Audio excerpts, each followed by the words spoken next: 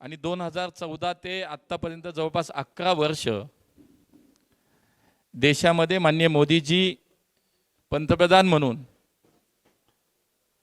संपूर्ण देशवासियांनी त्यांना काम करण्याची संधी दिली। 2014 ते 19 या राज्याचे मुख्यमंत्री म्हणून देवेंद्रजींना भारतीय जनता पार्टीला महाराष्ट्रातील जनतेने काम करण्याची संधी दिली।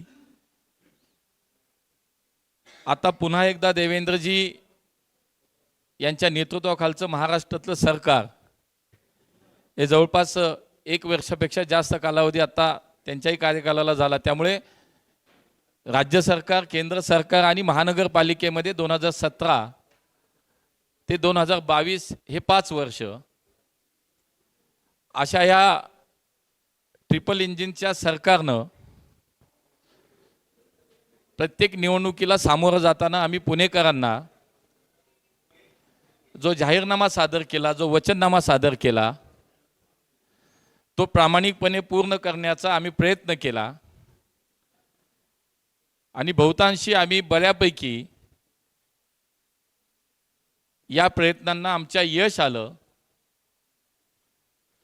पुणे महानगरपालिका म्हणून सत्ताधारी म्हणून काम करताना राज्य शासन म्हणून देवेंद्रजींच्या नेतृत्वातलं सरकार आणि केंद्र सरकार म्हणून मोदीजींच्या नेतृत्वातलं सरकार या मागच्या काळामध्ये पुण्यासाठी खूप काही काम आम्हाला करता आलं।